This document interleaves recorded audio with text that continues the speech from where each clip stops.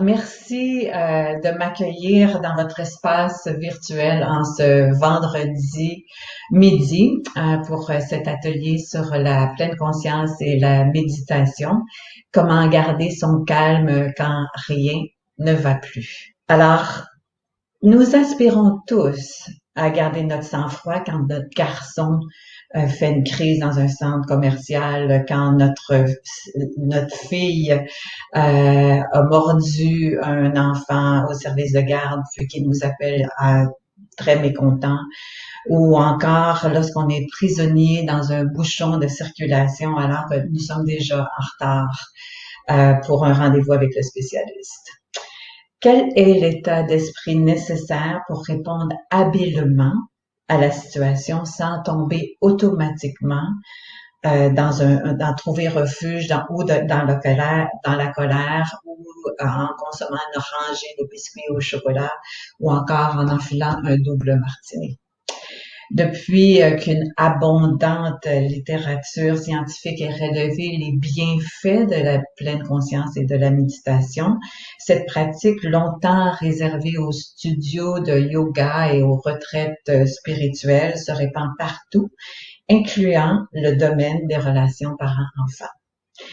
Avant d'aller plus loin dans le déroulement de notre atelier, j'aimerais préciser que ce webinaire donne des informations générales et préliminaires sur la pratique de la pleine conscience et de la méditation. Puis ça veut pas en rien remplacer ce que votre professionnel de la santé vous a recommandé, puis ça veut pas non plus être des conseils psychologiques pour votre situation spécifique. Ce sont vraiment des informations générales sur une approche qui peut être vraiment utile puis qui a surtout fait ses preuves, mais qui remplace pas qu'est-ce que vous faites déjà pour bonifier votre vie comme parent et comme personne. Je veux aussi juste dire que l'usage des photos que vous verrez dans cette présentation-là seront tirées de sources publiques ou de sources privées et rencontrent les critères de la loi sur la propriété intellectuelle puis les droits d'auteur. Ceci étant dit, voici ce que je vous propose comme menu pour ce webinaire. Alors, ce sont les objectifs pour les 45 prochaines minutes. Donc, on va définir ce qui est la pleine conscience et la méditation. On va parler des bienfaits qui sont documentés par la recherche.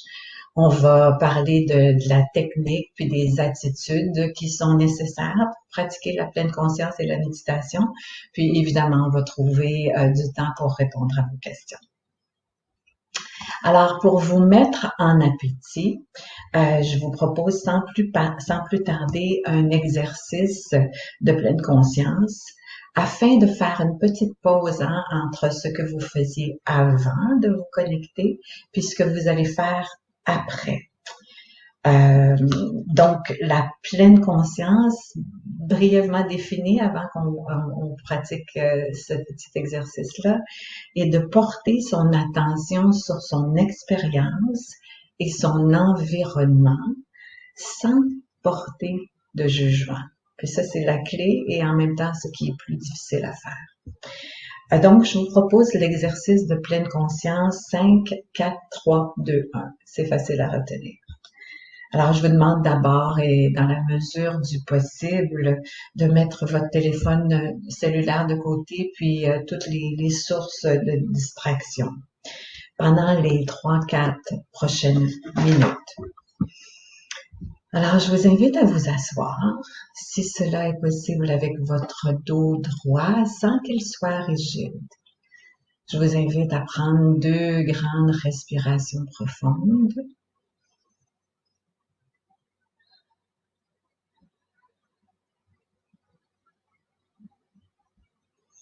Puis maintenant, je vous invite à connecter avec votre environnement, avec votre regard et de nommer mentalement 5 choses que vous voyez, que vous observez.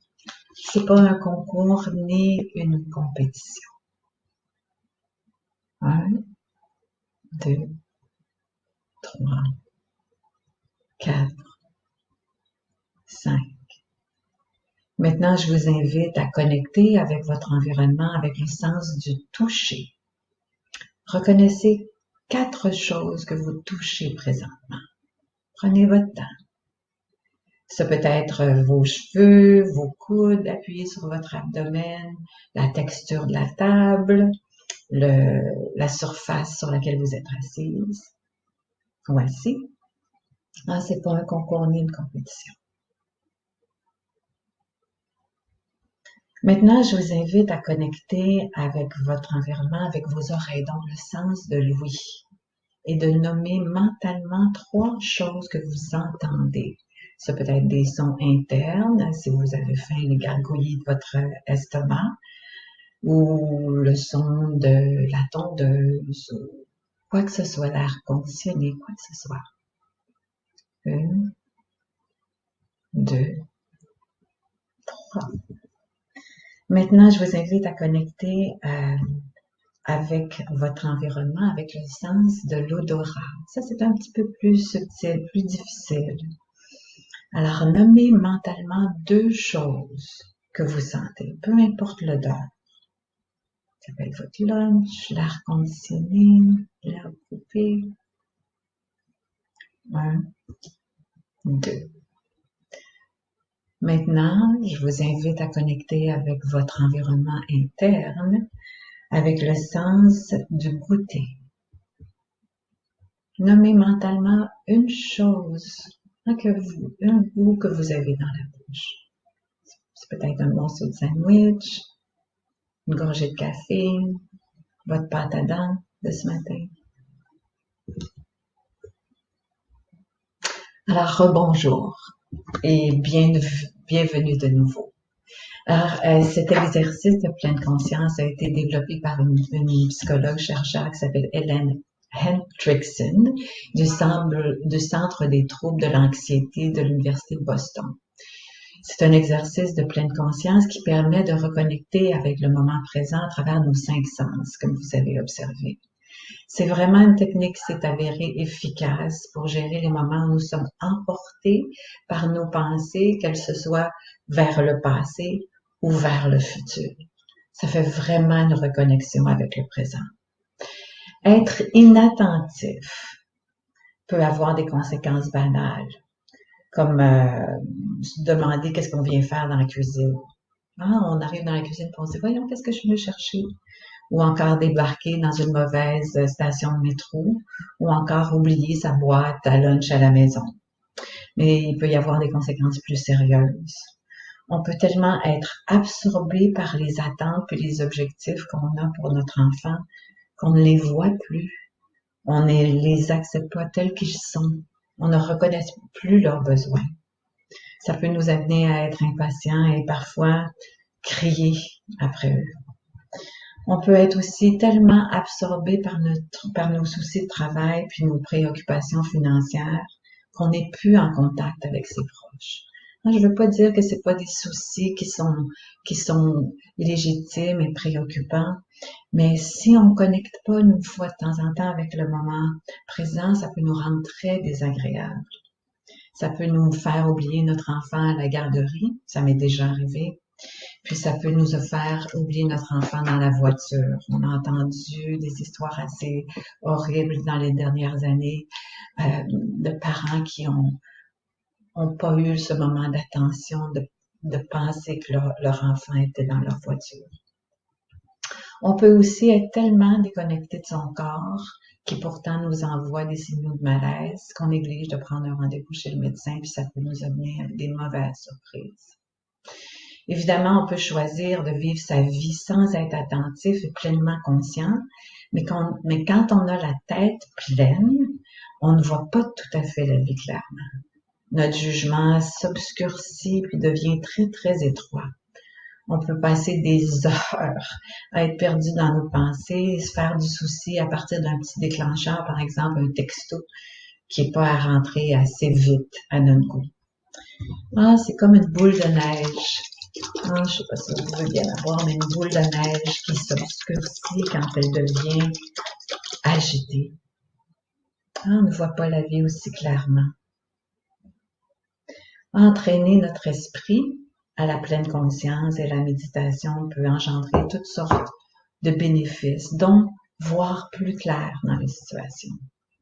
Plus clair et aussi être plus heureux. Il y a une étude sur le bonheur qui a été conduite par un des chercheurs de l'université de Harvard en 2014, donc assez récent, qui a démontré des faits assez étonnants. Il voulait savoir qu'est-ce qui rend les gens heureux. Est-ce que c'est de faire certaines activités ou bien non, c'est d'être présent quand on fait nos activités? Alors, il a mené une étude à travers une application en ligne, à travers le téléphone, qui demandait à 15 000 personnes, ça c'est un très, très gros échantillon, de différents statuts socio-économiques, de différents groupes d'âge, des hommes, des femmes, à travers 80 pays différents, en temps réel, il leur demandait qu'est-ce que vous êtes en train de faire. Puis il y avait une série d'activités, conduire votre voiture, quoique ça soit pas une bonne idée de prendre son téléphone quand on conduit sa voiture, mais regarder la télé, jouer avec les enfants, cuisiner. Puis il demandait aussi est-ce que vous êtes attentif à qu'est-ce que vous êtes en train de faire ou votre esprit est ailleurs. Il a recueilli en demandant ces questions-là plus d'1 demi-million de données, ce qui est énorme pour une recherche. Puis, il a fait la démonstration que 45% du temps, notre esprit vagabonde ou vers le passé ou vers le futur, mais n'est pas dans le moment présent. 47% du temps. Puis ça compte pas le temps qu'on est endormi.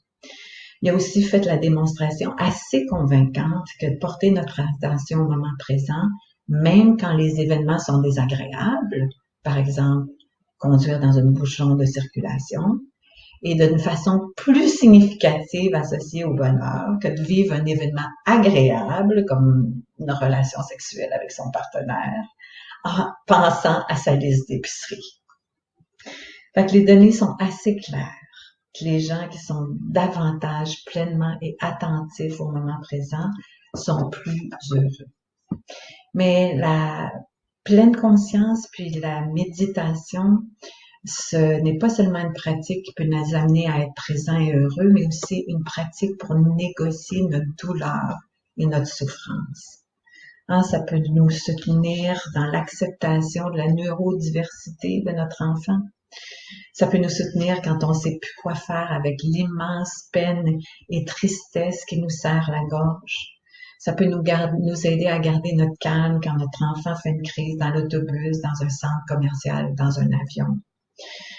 Il y a d'ailleurs une psychologue qui est assez connue dans le domaine de la méditation qui est parent d'un enfant autiste qui justement faisait une crise dans un avion puis qui a exercé cette pratique de 5, 4, 3, 2, 1 pour réussir à se calmer puis de trouver les forces d'agir dans la façon la plus adéquate que possible dans ce moment-là. Donc, ça peut nous aider à trouver de la patience quand on répète la même chose 50 fois par jour depuis des années. Ça peut nous aider à nous calmer quand on s'inquiète de l'avenir de son enfant. Puis en plus qu'on vit une séparation, un deuil, une perte d'emploi, une situation de COVID qui nous amène à travailler de la maison. La pleine conscience et la méditation est vraiment un modèle, une approche pour répondre à la souffrance et à la douleur. Thich Nhat Hanh, qui est un moine bouddhiste, dit que méditer, c'est pas éviter les problèmes ou fuir les difficultés. C'est au contraire trouver la force de les affronter. La pratique de la pleine conscience puis de la méditation est vieille depuis plus de 2500 ans. Puis elle est grandement associée au bouddhisme. Mais la pratique a été sécularisée par un groupe d'Occidentaux qui a importé cette pratique-là aux États-Unis. C'est devenu très, très populaire, entre autres à cause d'études scientifiques qui ont été menées sur la pleine conscience et de la méditation depuis 40 ans. C'est des études assez rigoureuses qui ont démontré tous les bienfaits de cette approche. C'est pour ça que cette approche est maintenant très, très en vogue.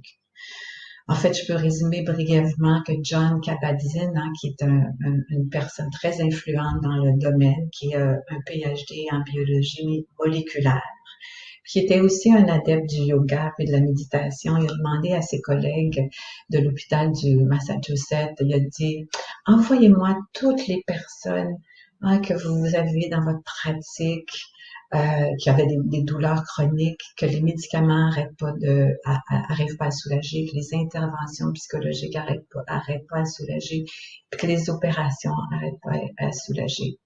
Puis il a bâti des groupes basés sur 8 semaines, puis il a pris toutes sortes de mesures subjectives puis des mesures objectives, comme la pression, comme le stress.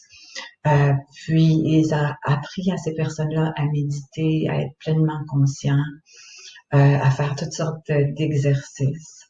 Et puis après les 8 semaines du programme, hein, on a assisté à une diminution significative de la douleur. Puis on parle de personnes qui avaient des douleurs chroniques, une diminution de la production d'hormones de stress, un rapport subjectif de meilleure humeur, même de paix, même d'espoir.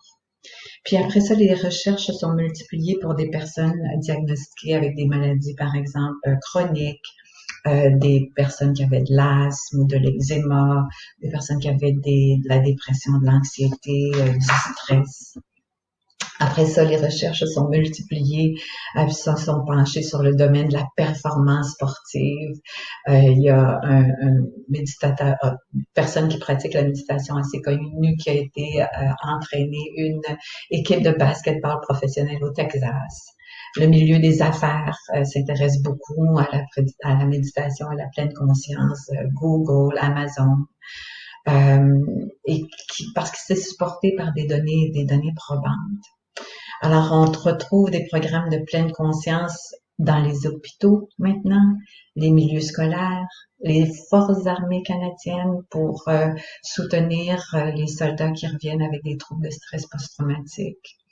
Il y a des programmes universitaires à ce sujet-là, il y a des recherches et des programmes qui sont faits auprès des aidants naturels, des parents, et même, croyez-le ou non, à la Maison-Blanche. Hein, c'est au gouvernement des États-Unis actuellement. Fait que ça me fait penser à une blague d'une grenouille qui est dans une position de lotus, qui médite, puis au-dessus d'elle, la grenouille a un signe qui dit prière de ne pas déranger. Je médite sur les bêtises humaines et cela risque de prendre beaucoup de temps. Fait que la pratique de la pleine conscience puis de la méditation est un cadeau parce que ça nous amène à répondre au lieu de réagir. Ça nous amène à voir clair quand notre esprit arrête d'être agité. Ça nous amène à être en contrôle de nos pensées et de nos émotions plutôt que de se laisser contrôler par nos émotions et nos pensées. Ça nous aide à rester calme, à voir clair pendant nos moments de turbulence, à reconnaître nos émotions puis à voir ce que notre corps a besoin. Ça nous aide à prendre des décisions éclairées puis même à avoir des conversations difficiles. On est moins dans l'évitement quand on est sensibilisé au moment présent, mais on est moins dans le jugement. Alors, avant d'aller plus loin sur les bénéfices de ce que ça nous amène à développer comme attitude, puis comme vertu même, j'aimerais qu'on se penche sur la définition. Alors, nous allons donc nous attarder à une définition plus formelle de la pleine conscience. Donc, ça consiste à porter intentionnellement son attention sur son expérience interne, ses sensations, ses émotions, ses pensées, son état d'esprit, du moment présent sans porter de jugement de valeur. C'est un exercice qui engage systématiquement à ramener notre attention puis ramener notre énergie vers le moment présent. Ça influence et possiblement transforme la qualité de notre expérience. Ça ouvre des possibilités différentes de relations à soi-même et avec les autres, avec le monde et avec même la planète. C'est plus simplement, je dirais, c'est une façon de porter attention à notre expérience actuelle sans la juger et sans être emporté par notre expérience. Fait que je vous donne deux exemples.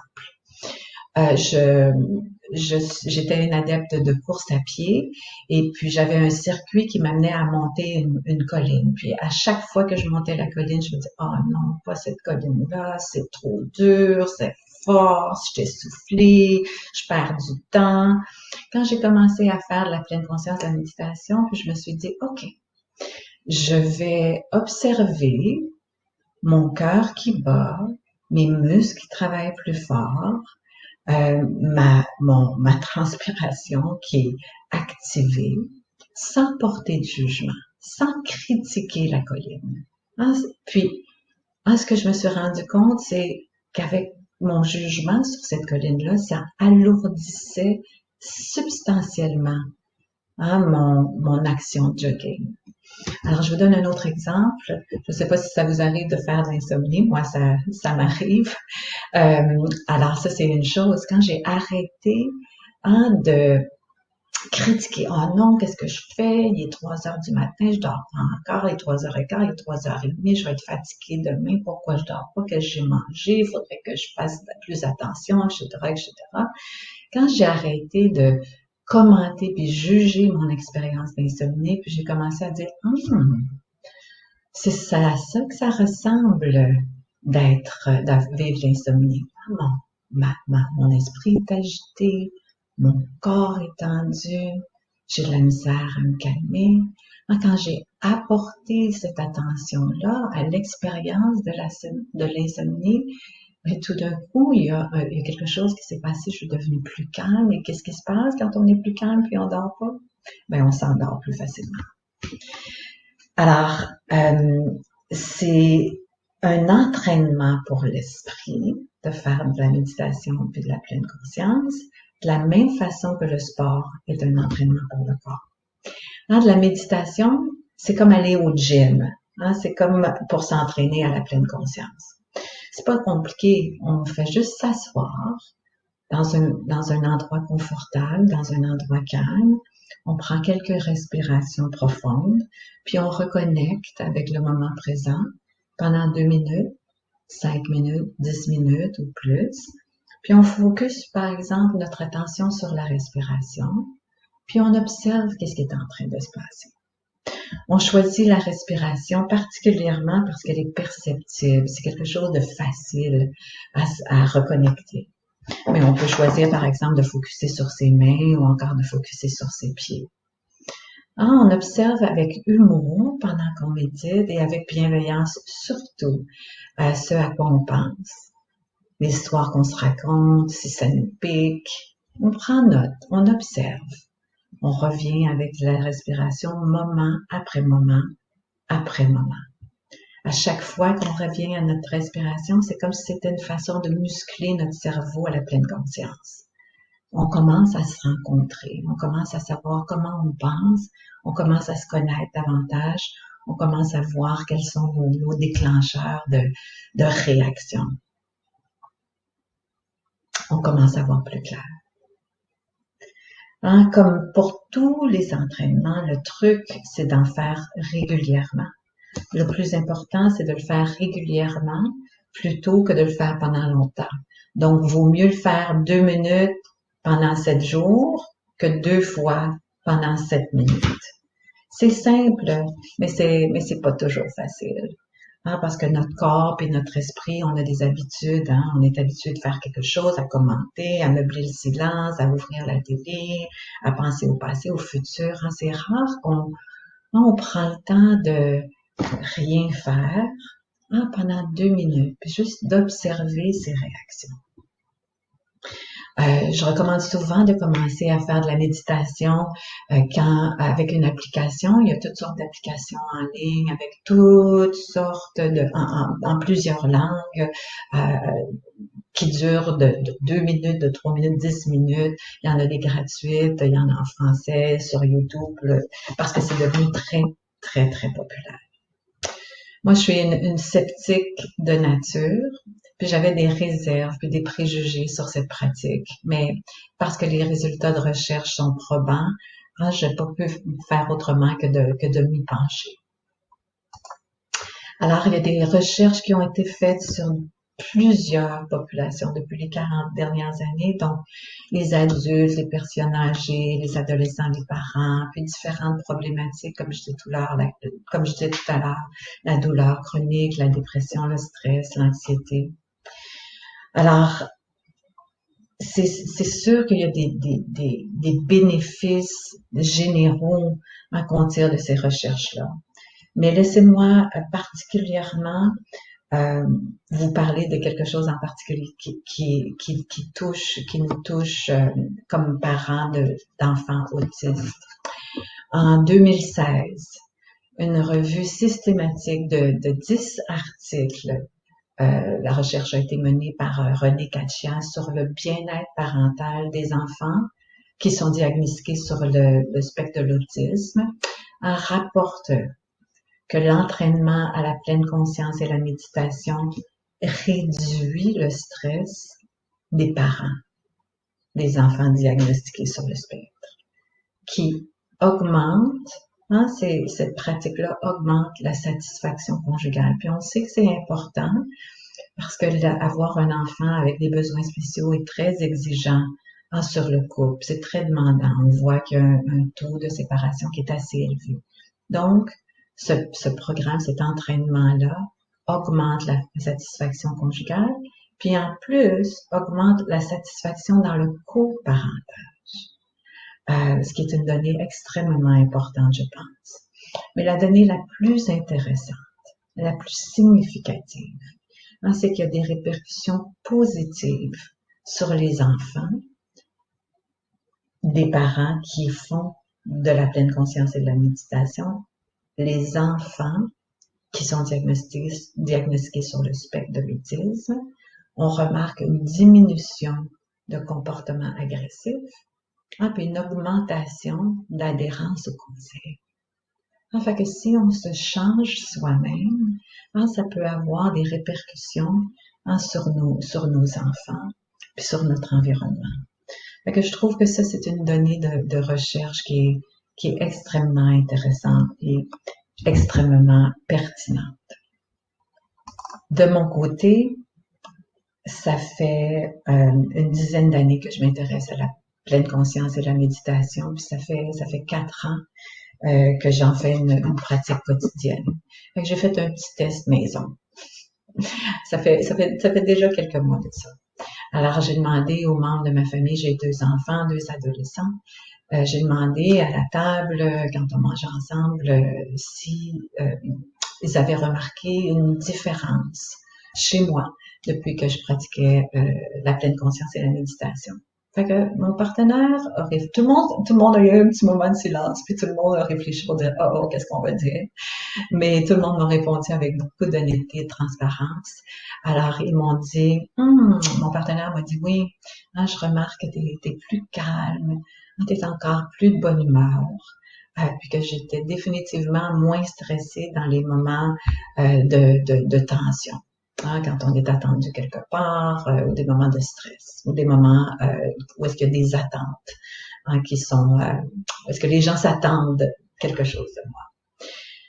Mes enfants m'ont dit qu'ils ne voyaient pas de différence. J'étais un peu déçue, mais ce qui a été intéressant, c'est de voir que quelques semaines après, ma fille qui commençait à faire des examens est venue me voir, puis m'a dit « Maman, as-tu une application de pleine conscience et de méditation parce que j'ai de la difficulté à m'endormir le soir parce que je suis trop stressée. » Alors, je lui dis, oui, Bianca, tu peux aller voir telle application, puis tu peux écouter ça avant de te coucher. Puis le lendemain, elle me dit, oh mon Dieu, ça a été vraiment très efficace. Puis maintenant, depuis ce temps-là, justement, avant chaque période d'examen, elle utilise cette application-là qui la calme vraiment. Et la chose la plus intéressante, c'est que mon fils, qui a 20 ans maintenant, qui est un plus grand adolescent, a dit à Bianca, c'est quoi l'application que maman t'a donnée? J'aimerais beaucoup ça l'avoir parce que des fois, ça m'arrive aussi de pas dormir. Alors, le fait que je parle de cette pratique-là, le fait que je pratique, mes enfants n'ont pas vu les bénéfices que j'avais présentement, mais ça a eu un effet, une influence. Puis je trouve que ça, c'est un bénéfice immense. Hein, parce que pour moi et pour d'autres personnes, je le sais, la pratique de la pleine conscience et la méditation ouvre à la clarté au lieu de la confusion, au calme au lieu du stress chronique, à la résilience au lieu de la rigidité, à la compassion au lieu de la rage et la haine, puis à la bienveillance et l'acceptation au lieu du jugement et de la critique. Et on sait présentement combien le monde et la planète a besoin de ces bénéfices-là. Sur ce, je vous invite à pratiquer avec moi, à faire un petit exercice de méditation qui va durer 5 minutes. Je vais faire des petites pauses. La seule chose que vous avez besoin de faire, c'est d'écouter mes consignes. Je vais faire des petites pauses et puis je vais vous dire quand l'exercice sera terminé. En tout temps, si vous êtes pas confortable, vous pouvez arrêter l'exercice. C'est vraiment pas une obligation, mais je pense que c'est un bon test, un bon exercice à faire présentement au milieu de la journée. Alors, si vous pouvez, asseyez-vous avec le dos droit sans qu'il soit rigide, comme une montagne qui est digne, calme et bien groundée.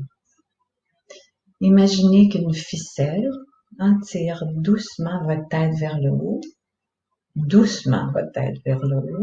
et puis s'aligne naturellement avec votre cou puis vos épaules. Le tout en harmonie avec votre dos. Si cette position-là est inconfortable, trouvez-en une qui est adaptée à votre corps. Vous pouvez déposer vos mains sur vos cuisses. Si ça vous va, vous pouvez fermer les yeux. Sinon, baissez votre regard vers le sol. Prenez 2 respirations profondes.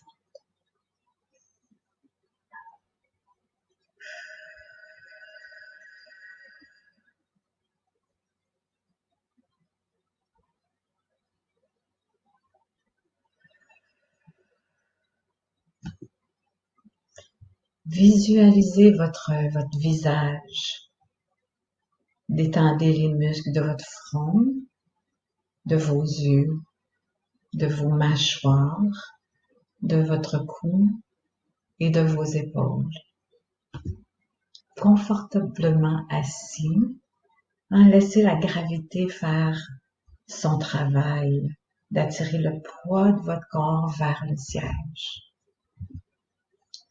Sentez que vos pieds sont bien ancrés sur le sol. Maintenant, attirez votre attention sur les sensations de votre respiration.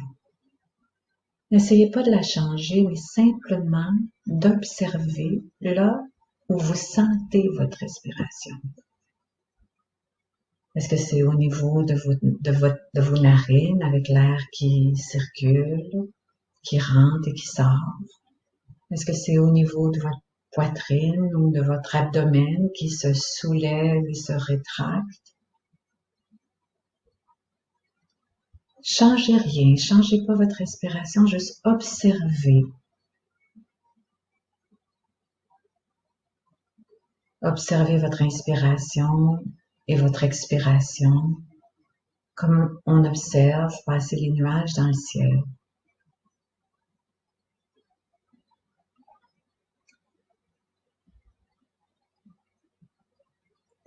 Où est votre attention maintenant? Si vous observez que votre esprit vagabonde, car c'est sûr que ça va arriver, c'est le propre de l'esprit, laissez passer vos pensées et redirigez votre attention sur votre respiration. Si votre esprit vagabonde des milliers de fois, revenez à votre respiration aussi souvent. C'est là que vous faites un exercice pour votre cerveau. C'est là que vous faites votre gym pour la pleine conscience. Vous êtes en train d'entraîner votre cerveau à être présent et attentif Soyez patient, soyez bienveillant. Entraînez votre esprit comme on entraîne un petit chiot à rester assis. S'il vagabonde, ramenez-le doucement avec un câlin, avec bienveillance.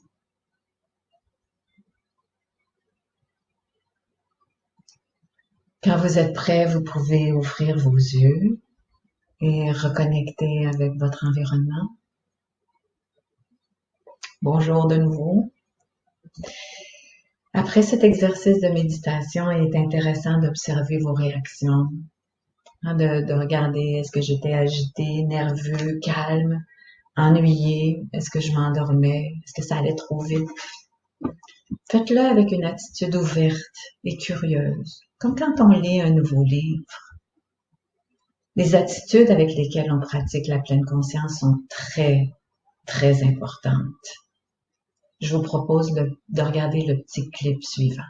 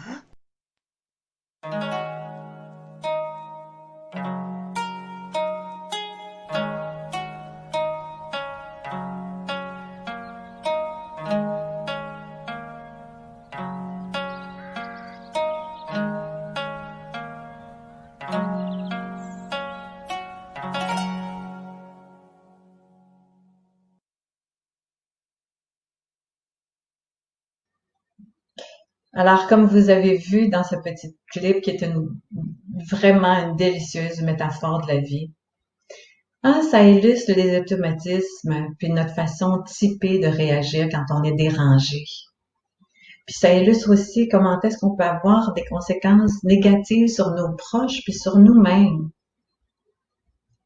On a tendance à penser que tout va bien quand rien nous résiste et que tout se met à aller mal quand on pense que la vie ne roule pas de notre côté. On a tendance à s'accrocher à notre façon de faire et on repousse tout ce qui se met dans notre chemin même si la vie fait ce qu'elle a à faire et nous amène des obstacles. Tant de fois dans notre vie pense-t-on que ce qu'on fait, c'est plus important que tout. C'est la même chose quand on médite. Nous allons rencontrer, on va observer toutes sortes de phénomènes qui vont nous distraire. Des pensées, des émotions, des jugements, des vieilles histoires, des inquiétudes. Fait qu'on peut réagir comme d'habitude en étant mécontent, en se disant qu'on n'est pas fait pour méditer, qu'on n'est pas bon, que la technique fonctionne pas, ou on peut même abandonner. Mais l'autre choix, c'est de garder en tête que certaines attitudes sont fondatrices pour nous guider, pas juste dans notre pratique de méditation, mais dans notre vie aussi. Pratiquer la méditation, c'est comme faire un jardin, c'est utile de cultiver certaines attitudes. La première attitude, c'est une attitude de curiosité, de redécouvrir l'extraordinaire dans notre quotidien. D'être curieux sur comment c'est extraordinaire de respirer. On respire 23 000 fois par jour. Ce serait peut-être intéressant de porter attention juste sur 300 respirations. L'autre attitude de base, c'est le non-jugement. Je dirais que s'observer de manière impartiale, c'est clé dans la pratique de la méditation. C'est comme quand on regarde des arbres dans une forêt. On n'est pas en train de dire celui-là il est pas performant, celui-là il est gros, celui-là il est petit, celui-là il est laid. On regarde la forêt puis les arbres tels qu'ils sont, sans porter de jugement. Le non-jugement, c'est une attitude clé quand on médite. L'acceptation, ça c'est une attitude clé également. C'est de se prendre puis se découvrir comme nous sommes, puis prendre les choses et les personnes telles qu'elles sont. Pas vouloir les changer.